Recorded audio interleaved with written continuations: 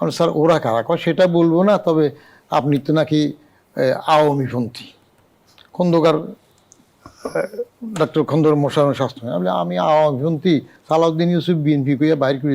তো যে যা পারে বলে, কারণ জিয়াউর রহমান প্রথম রাজনীতিতে আসা ক্যান্টনমেন্ট থেকে এসে বলছিল না রাজনীতিবিদদের জন্য রাজনীতিকে আমি কঠিন করে দেব। যার যেটা পছন্দ হয় দলীয় রাজনীতি, তারা তখন বলে যে এই মনা। স্বাস্থ্যমন্ত্রী যখন সালাউদ্দিন ইউসুফ ছিলেন, তিনি আমার বলতে যে আমি বিএনপি করি। কারণটা কি? ছাত্রলীগের ফান্ডা গুন্ডাদের একটা টেন্ডার দেই নাই, বোকাস টেন্ডার। তাও আমি প্রথম নিয়ম মাফিক প্রসেস করে দিয়েছিলাম। আমি তো ক্ষুদ্র ডেপুটি সেক্রেটারি মোহাম্মদ আলী সাহেব সই করলেন, প্রতিমন্ত্রী ডাক্তার আমানুল্লাহ। তো ওখানে যাওয়ার পরে প্রতিমন্ত্রী বলল যে এটা স্টেজ ম্যানেজ তদন্ত করো। আমাকে তদন্তের দায়িত্ব দেওয়ার পর খুঁজে দেখলাম যে এটা কিচ্ছুই নাই। ওরা খেপে গেল, সালাউদ্দিন হিসেবে আমাকে ভর্তি দেয় না, বলে যে এটা বিএনপি করে। আবার খন্দকার মোশাররফ যখন পরে যাইয়া স্বাস্থ্যমন্ত্রী হইল, ফজলুর রহমান সাহেব সেক্রেটারি, তখন ফজলুর রহমান সাহেব আমার বলতেছে ওরা আপনার পিছনে লাগছে কেন? আমি স্যার ওরা কারা কয় সেটা বলবো না, তবে আপনি তো নাকি আওয়ামীপন্থী।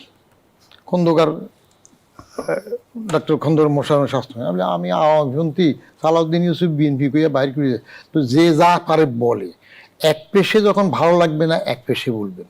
আমার 3টা বই আছে, আর কিছুই তো পারবো না। একটা আত্মজীবনী ডোমুরিয়া থেকে সচিব হলো, একটা 7টা বইয়ের একটা কালেকশন, সরকারি চাকরিতে আমার অনুভূতি সমগ্র সিরিজ বই। এর মধ্যে 7 নম্বর বইটা হইল কিছু রাজনীতি কিছু বাজনীতি, তত্ত্বাবধায়ক আমল নিয়ে। আর সর্বশেষ চেতনায় বুদবুদ 2 খণ্ডে কলামগুলো আছে। আমি যেগুলো লিখছি তার বাইরে কথা বলতেছি না। মূল্যায়ন আছে 3 শ্রেণীর জন্য, আপনারা পড়বেন না হয়তো, রাজনীতিবিদ জ্ঞানী মানুষ। যারা আমার অনুজ আছে তারা পড়বে, রেডিমেড আমার অভিজ্ঞতাটা পাবে। যারা গবেষণা করবে তাদের জন্য ওই পিরিয়ডের জন্য এটা দরকার হবে। আর রাজনীতিবিদরা যদি দেখতে চান চাল টাল পাবেন। এখন যেটা বললেন, এটা রাজনীতিতে ম্যাকিয়াভেলি সবসময় জিন্দাবাদ থাকে, এটা যিনি আসেন।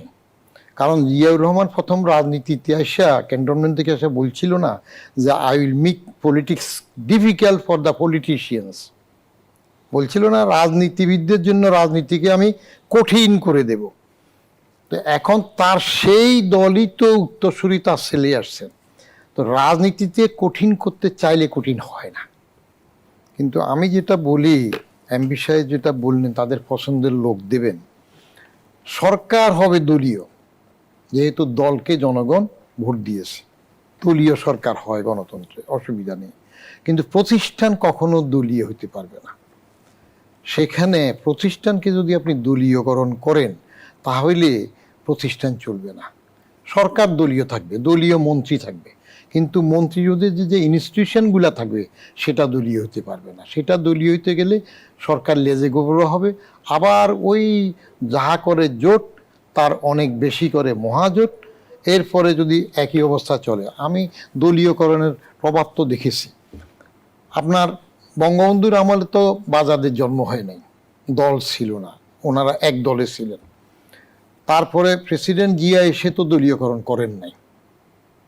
প্রেসিডেন্ট জিয়া আমার হিসাবে আমাকে একজন মেসেজ পাঠাইছে এক টিভিতে, যখন বললাম যে অ্যাডমিনিস্ট্রেটর হিসাবে president Zia still he is topping the list, তিনি দ্বিমত করে পাঠাইলেন যে এটা মানলাম না।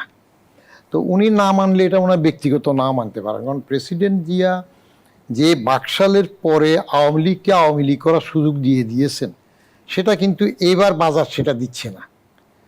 আপনার একটা বড় দলকে নিষিদ্ধ রেখে, ইউনূসে নিষিদ্ধ করলো কার্যক্রম, সেটা নিষিদ্ধ রেখে তারপরে আবার দলীয় সরকার ক্ষমতা এসে সেটাকে আবার ওটা পাকাপোক্ত করে রেখে দিয়ে রাজনীতি করতেছে। তাইলে অগত্যা এরশাদের গৃহপালিত বিরোধী দলের মতো দলীয় জামাতকে বিরোধী দল বানাচ্ছে।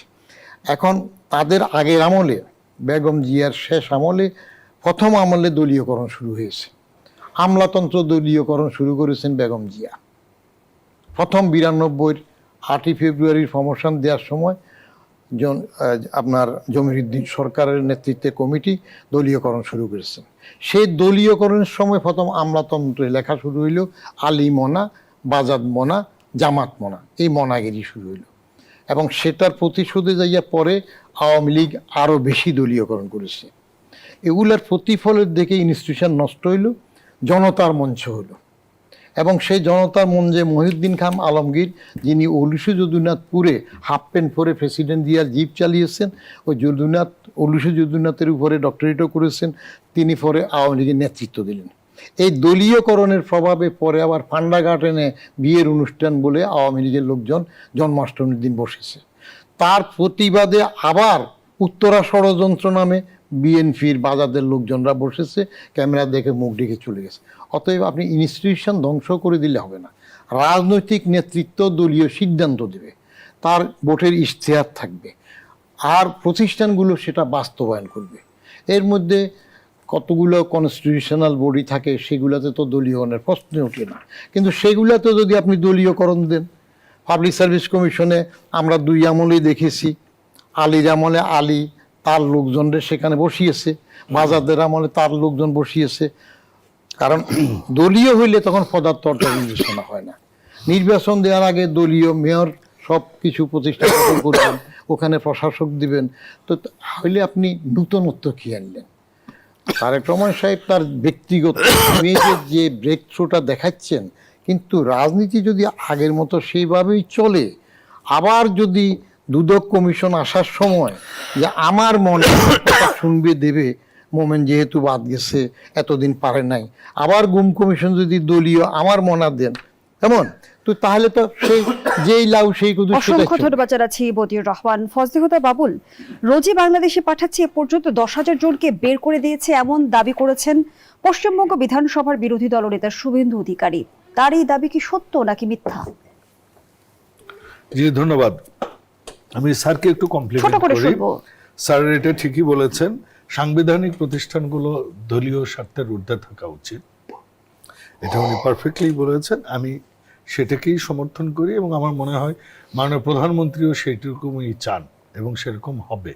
একটা দীর্ঘদিনের নষ্ট রাজনীতি, নষ্ট সমাজনীতি, নষ্ট অর্থনীতির কারণে আমরা একটা কি বলবো, এটা একটা ডিফারেন্ট একটা টাইম পার করছি, যেটা হয়তো 75-এর পর আমরা দেখেছি। এরকমটা হয়তো এখন যাচ্ছে আমাদের জন্য, বাট ইনশাল্লাহ এগুলা আমার মনে হয়, আমি নিশ্চিত এগুলো ঠিক হয়ে যাবে।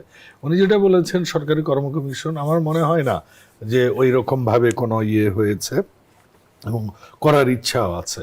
আপনি যে প্রশ্নটা বলছিলেন, যেমনটি শুভেন্দু অধিকারী দাবি করছেন যে পর্যন্ত 10,000 জনকে বের করে দেওয়া হয়েছে। কথা হচ্ছে শুভেন্দু অধিকারী কি বলেছেন, এইটা উনি পররাষ্ট্র মন্ত্রণালয়ের, আমরা একটা রাজ্যকে একটা রাষ্ট্রের সাথে কম্পেয়ার করতে পারি না।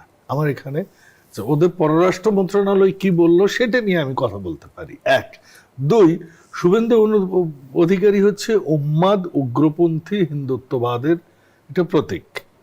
উনি কি বলছেন না বলছেন তার চেয়ে বড় কথা আমাদের দেশের মিডিয়া কি বলছে। আমরা তো প্রত্যেক দিনই দেখছি যে আমাদের বিজেপি কি বলে বিএসএফ কে প্রত্যেক দিন রুখে দিচ্ছে, আমি সেটাই দেখছি। ঢুকছে এটা এখনো আমি দেখিনি, কিংবা ঢুকলেও যে 2 জন 4 জন 10 জন হয়তো ঢুকেছে বা 200 জন ঢুকেছে। উনি কত বলেছেন? 10,000 জন। 10,000।